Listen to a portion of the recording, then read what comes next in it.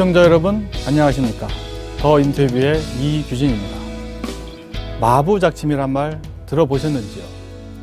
도끼를 갈아 바늘을 만든다는 뜻으로 끊임없이 노력하면 성공을 거둘 수 있다는 말입니다. 물방울이 바위를 뚫을 수 있는 것은 포기 없이 계속 한 우물을 파는 집념과 노력이 있어서인데요. 가난 때문에 책가방 대신 지게를 짊어져야 했던 농촌 소년이 두 번의 검정고시를 거쳐 대학생으로, 대한민국 최고의 애널리스트로, 그리고 꿈에 그리던 대학 교수로 만든 힘은 바로 마부작침, 즉 땀이었습니다. 지금 그의 이야기를 만나러 갑니다.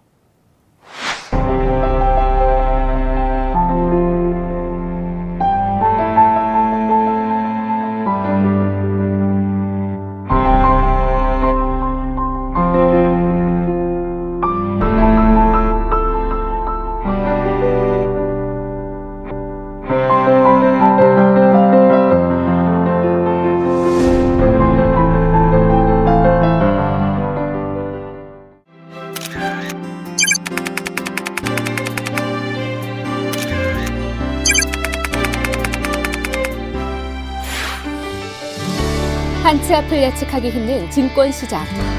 복잡한 국내외 경제 상황 속에서 여의도 족집게 애널리스트로 불리며 명성을 쌓아온 김영익 교수. 2000년 주가 급락, 9.11 테러 직전의 주가 폭락과 이후 반등, 2004년 5월 주가 급락과 2005년 주가 상승을 마치며 애널리스트를 넘어 스트레지스트로 불렸다. 또한 최근 트럼프의 당선을 예측하며 시장에 대한 깊은 통찰력으로 투자자들에게 해안을 제시하고 있다. 트럼프가 이런 정책을. 김영익 교수는 어려웠던 어린 시절 지게를 지며 야학으로 검정고시를 통해 대학의 문턱을 밟았다. 배움에 대한 끊임없는 도전과 열정이 오늘날 알아가는 것을 좋아하는 금융인으로 성장시켰다고 말하는 김 교수. 31살 늦은 나이에 증권사에 입사해 매일 새벽 4시 누구보다 일찍 하루를 열어왔다. 지난 30년의 시간 동안 한결같은 자세로 시장을 분석해오고 있는 성실함이 기회를 성공으로 만들었다. 안녕하세요. 이제는 현장의 경험을 바탕으로 후학 양성에 힘쓰고 있는 김영익 교수.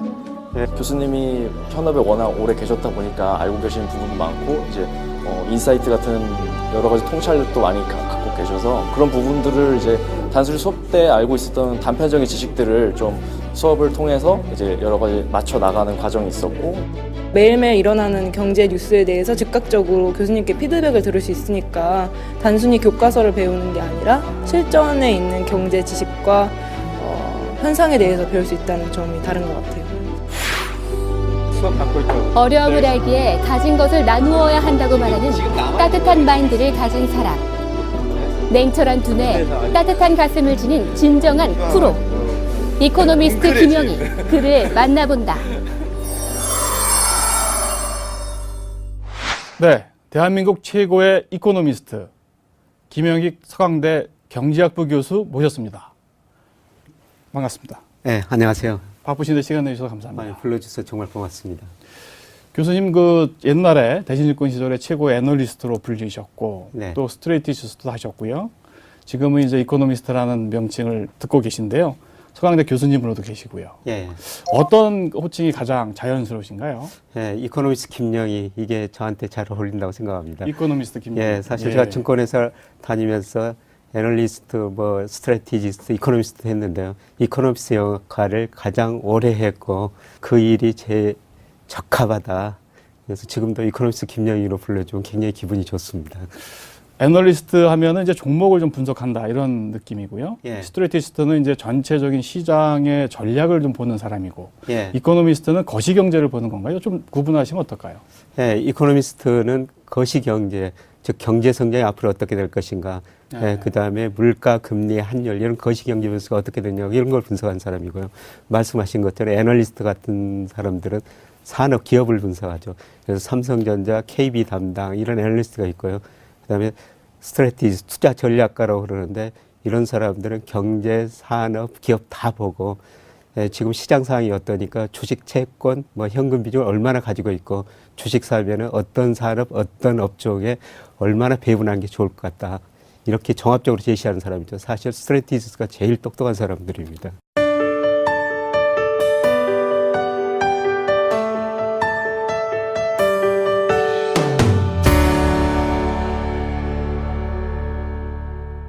증권사 애널리스트 예. 또 이렇게 이코노미스트 이런 화려한 직업이지 않습니까? 억대 연봉을 받는 이런 직업이고. 예. 근데 사실 우리 김 교수님 어릴 적 얘기로 돌아가 보면 정말 전형적인 흙수저셨고요. 예. 어려움도 많이 겪으셨는데 어떠셨습니까? 어느 정도로 가난하셨는지요? 예, 제가 초등학교 이제 졸업하고 중학교를 못 갔었어요. 가정 형편이 어려웠기 때문이죠. 사실 제가 태어났을 뻔해도 저희 집이 동네에서 부자였거든요. 네. 저희 할아버지, 아버지께서 서당, 훈장 역할을 하셨었어요. 한학을 하셨군요. 예. 한학자셨군요. 예. 그래서 동네에서는 그런 대로 부자였는데, 이제 아버지께서 두 동생이 있으셨는데, 그 두 동생, 저한테는 숙부죠. 네. 그분들을 뭐 도시에 있는 대학, 고등학교 이런 거 학비를 대다 보니까 집안 형편이 상당히 어려워졌었죠. 그래서 저희가 졸업할 때 중학교를 가지 못했었습니다. 가정 형편이 어렵기 때문이었고요. 정말 학비가 없어서 중학교를 못 가신 건가요? 예, 제가 초등학교 졸업하고 중학교 갈 무렵에 우리나라 1인당 국민소득이 259달러였었습니다. 지금 259달러. 예, 지금이 북한이 한 1200달러 정도 되지 않습니까? 네. 그러니까 지금 북한보다도 우리한테도 더 가난한 시절이 있었다. 그리고 제가 사는 동네에서는 초등학교를 졸업하고 절반 정도는 중학교 진학을 못했었습니다. 그랬군요. 예. 지금은 이제 무상교육이라 중학교를 못 가는 학생들이 없는데요. 중학교 진학도 못 하셨고. 그래서 그럼 농사를 지신 건가요? 지게를 지셨다고 얘기가 돼 있는데요. 예. 그때는 사실 뗄감도 별로 없었거든요. 예, 지금이야 뭐 전기, 뭐 석탄 여러 가지로 연료를 쓰지만 그때는 사실 뗄감이 없었어요. 예, 그래서 산에서 이제 풀을 베가지고 말려가지고 그거로 밥 지어 먹고 농사 짓던 그런 시절이었죠. 예. 그런데 이제 그 교회 그 야학을 다니시면서 예. 그렇게 해서 중학교 검정고시를 이렇게 통과하셨다고요? 예. 그래서 이제 공부하고 싶었는데 마치 저 교회에서 그 당시에 중학교 못 간 애들 데려다가 책상도 없는 마룻바닥에서 공부시켜줬거든요. 거기서 2년 동안 공부했었습니다. 2년 동안 공부해가지고 중학교 졸업 자격 검정고시를 보고요. 그 다음에 좀 더 공부해가지고 이제 대학교 입학 자격, 고등학교 졸업 자격이죠. 그 검정고시를 봤습니다. 이제 검정고시를 하셔가지고 예. 그리고 나서 이제 전남대학교 경제학과에 들어가신 거죠. 예, 그렇습니다. 근데 원래 우리 그 김 교수 꿈은 예. 소설가로 제가 들었는데요. 예. 어떻게 경제학을 또 하시게 되셨는지. 예, 저는 뭐 지금도 소설 한번 써보고 싶은데요. 아, 그러시군요. 예. 예. 참 그때 어렸을 때 쓰기를 좋아했었습니다. 뭐 초등학교 때도 뭐 100일장 하면 상도 받아보고요. 네. 그다음에 농고 1년 반 다니면서도 글짓기 해가지고 최우수상도 받아보고 그랬었습니다. 그래서 대학 가서 영문학을 한번 해보겠다 네. 이런 생각이 들었습니다만은 원서 접수하려고 여러 가지 고민을 하고 있는데 제 명이 저한테 와가지고 영문학 해가지고 너 밥 먹기 쉽지 않을 텐데 경제학 상대를 가라는 겁니다. 그래서 그때는 저 명이 서울에 아주 좋은 의대를 다니고 있었기 때문에 네. 명 충고에 따르는 게 좋겠다. 그래가지고 상대를 선택한 것이죠.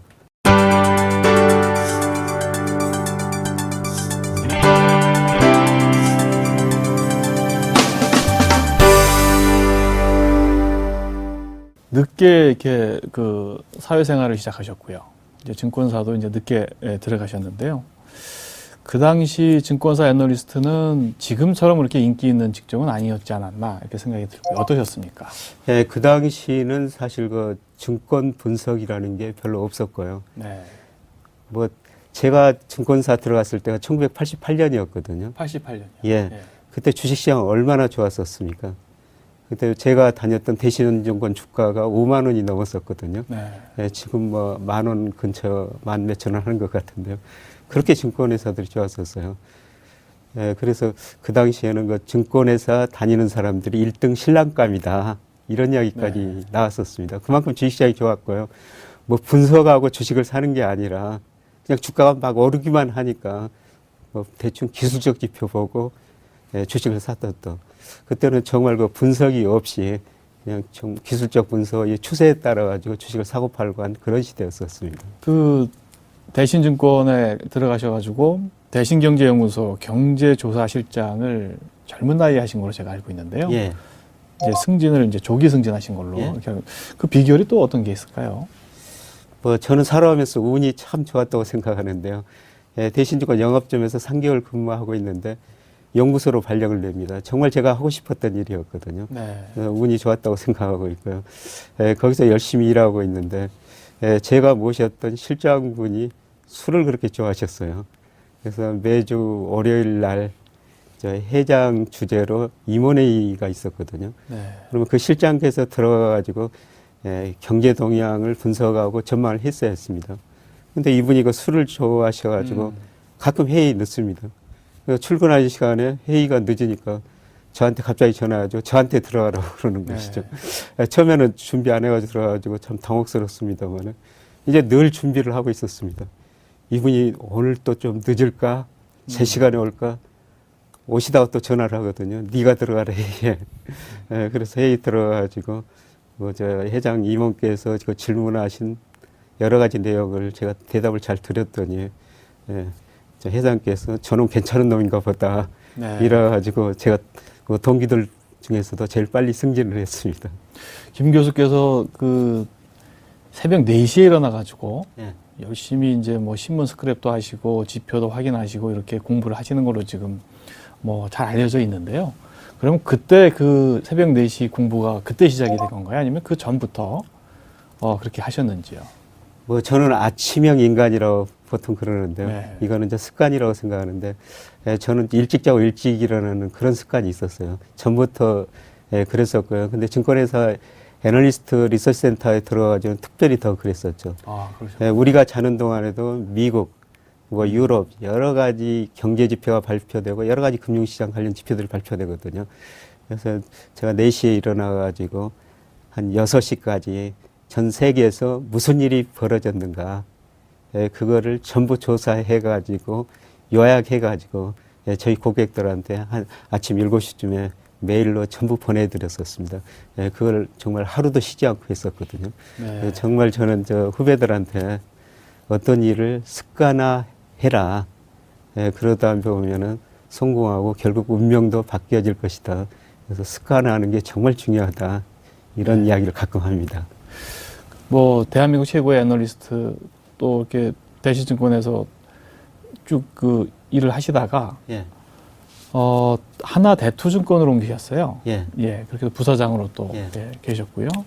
그렇게 하면서 그 이후에는 이제 나가셔가지고 직접 펀드도 운영을 하셨는데 예. 그때가 좀 가장 힘든 시기, 좀 어려움을 겪으셨다고 제가 들었는데요. 어떠셨는지요? 예, 제가 대신증권 하다가 하나금융투자, 지금 그때는 하나대투증권이었는데 그 회사를 옮겼었습니다. 근데 하나대투증권으로 가가지고 사실 저는 2007년에 글로벌 금융위기가 올 것이다 이런 전망을 많이 했었어요. 네. 근데 그 당시 김영익 랩 뭐 이런 식으로 해가지고 한 2천억 이상을 모았었어요. 네. 근데 2008년 미국에서 글로벌 금융위기가 일어나면서 폭락을 했고요. 그때 고객들한테 정말 큰 그 손해를 한번 끼쳤습니다. 그리고 나서 2010년 말에 한국창의투자자문이라는 회사를 유명한 펀드 매니저하고 같이 만들었거든요. 네. 근데 사실 일부 언론에서 최고의 애널리스트, 최고의 펀드 매니저가 회사를 만들었다. 이렇게 보도를 해주니까 1년, 한 달 반 만에 무려 1조 5천억 돈이 들어왔어요. 1조 5천억. 예, 엄청난 돈이 들어왔죠. 2010년도 말씀하시는 거예요? 예. 아, 그랬군요. 네. 근데 그거를 운용 잘했어야 되는데 그 돈이 들어오고 나서 또 주가가 많이 떨어지고 물론 저희 펀드 매니저를 뭐 저도 책임이 큽니다만은 운용을 잘못했죠. 그러다 보니까 1조 5천억이 또 많이 나중에 손해를 보게 됐죠. 그래서 저는 뭐 그동안 이코노미스트로 경제 분석만 하다가 실제로 그 두 펀드 제가 운영하는 건 아니고요. 물론 그 다른 분들이 운영했습니다만은 뭐 저도 직접적으로 제 이름으로 팔았으니까 책임을 질 수밖에 없었습니다. 그래서 그 회사를 나중에 다른 회사로 옮기고 뭐 실업자가 된 상태였죠 나중에. 네. 네. 사실 그 이렇게 성공한 예. 이렇게 화려한 그런 그 성공의 얘기들도 중요하지만 누구나 다 사람들은 예. 그 곡절이 있고 예. 또 좌절도 겪지 않습니까? 예.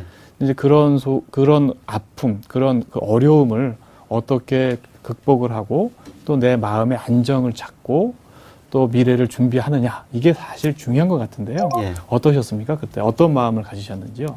저 회사를 그만두니까 당장 저 건강보험료 국민연금 내라고 나오더라고요. 그동안 좀 돈을 좀 많이 모아놓으시지 않으셨나요? 뭐 세상에 알려진 것처럼 그렇게 많이는 안 그러시군요. 알렸는데요. 근데 뭐 제가 증권사 리서치센터장 할 때 가끔 언론에서 저한테 수십억대 연봉을 받는다 이런 보도도 했는데요. 그렇게 받은 적은 없고요. 뭐 그런 보도가 나오면은 뭐 동창회 향후에서 금방 돈 내라고 연락이 오고요. 그렇죠. 예, 정말 그 많은 어려운 사람들 찾아옵니다. 뭐 학생들 일부 뭐 등록금 네. 좀 대달라. 뭐 그래서 저는 세상에 어려운 분 참 많이 만났었고요. 그래도 2년 동안 뭐 썩어도 준치라는 이런 이야기가 있지 않습니까? 그래서 2년 동안 그 노는 동안에도 예, 정말 다양한 데서 강의 요청이 많이 들어왔었거든요. 네. 예, 그래서 강의 좀 하면서 제가 그동안 증권사에서 쌓였던 지식 같이 나누면서 예, 같이 지낼 수가 있었습니다. 예, 그리고 이제 제가 제일 살아오면서 느끼는 쿵푸 팬더라는 영화 혹시 보셨는지 모르겠지만 예. 쿵푸 팬더. 예, 예. 거기 보면은 어제는 지난 일이고 내일은 무슨 일이 발생할지 아무도 모른다. 예. 근데 오늘은 선물이다. 오늘은 선물이다. 예. 예, 그런 식으로 오늘 사실 스트레스를 많이 받았지만 오늘 나한테 정말 많은 선물을 예, 주셨다. 예, 이런 생각으로 그냥 견뎠었습니다. 네. 예, 그리고 항상 이러다 보면 더 좋은 내일이 있겠지. 예, 그러면서 스트레스를 극복한 것이죠. 그냥. 네.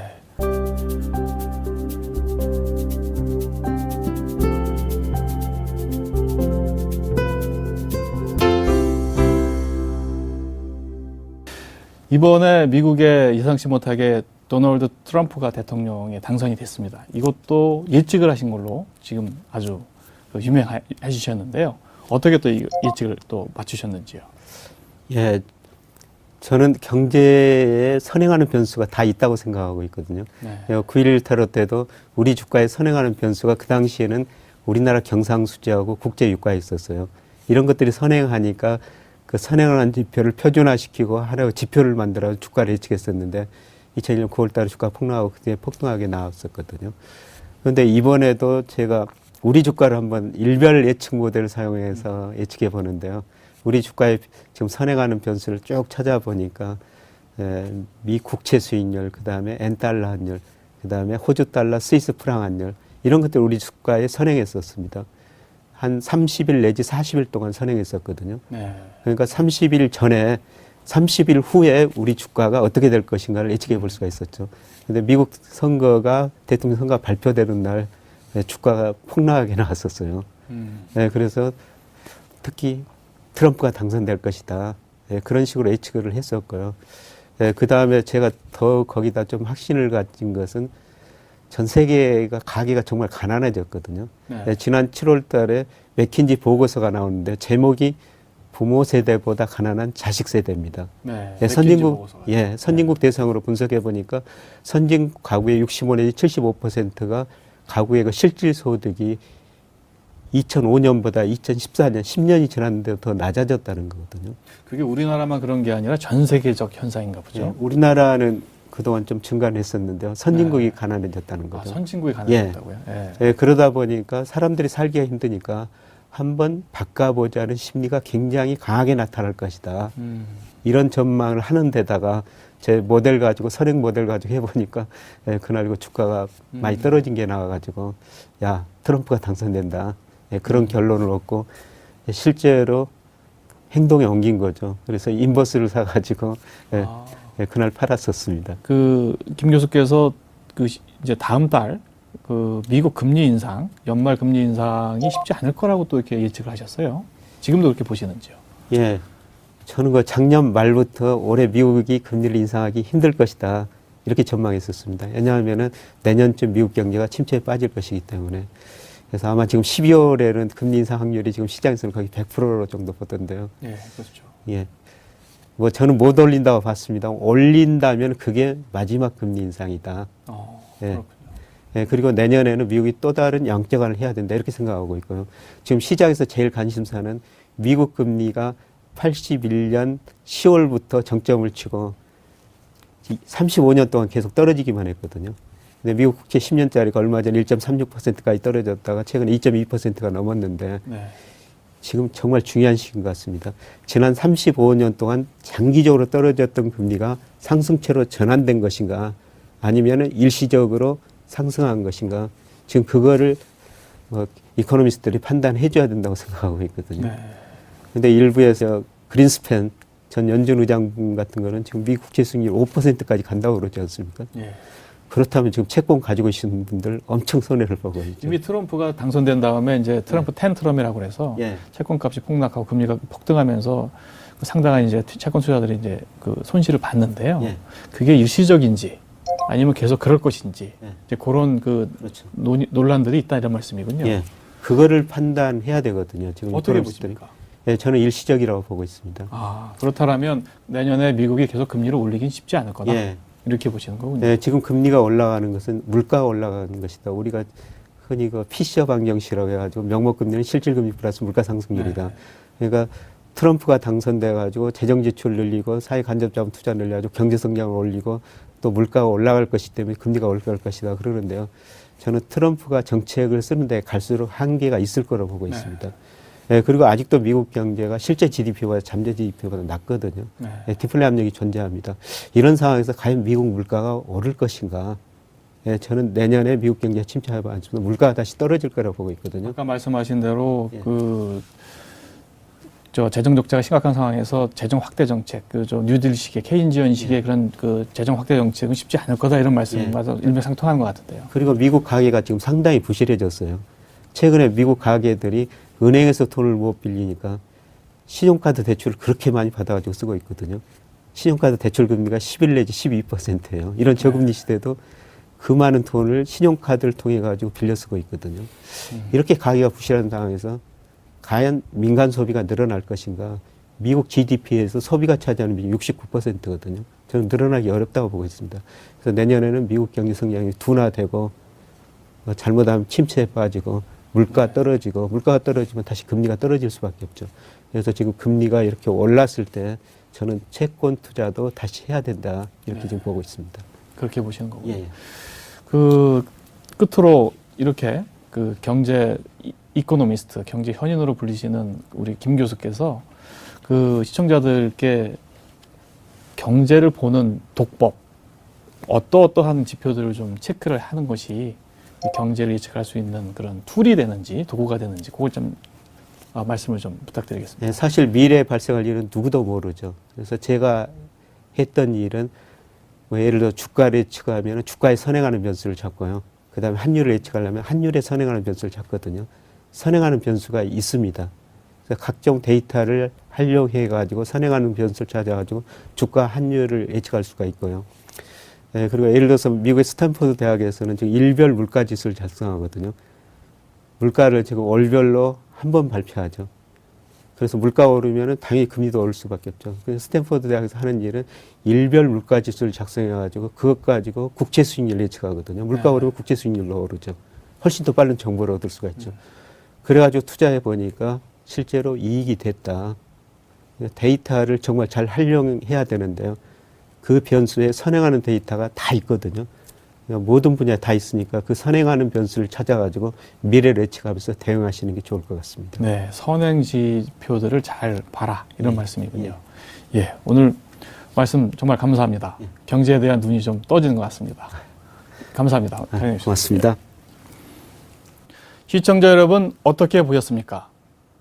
지게소년 김영익 교수의 인생 역전은 첫째도, 둘째도, 셋째도 노력이었습니다. 이제 2017년이 곧 다가옵니다. 요즘 미국은 예상치 못한 트럼프의 대통령 당선으로 한국은 최순실 게이트로 한 치 앞도 내다보기 힘든 상황입니다. 내년 세계와 한국 경제에 대한 경제 현인 김영익 교수의 통찰도 잘 들어보셨는지요? 이규진의 더 인터뷰 오늘은 여기까지입니다. 그럼 다음 이 시간 특별한 인생 이야기로 돌아오겠습니다. 감사합니다.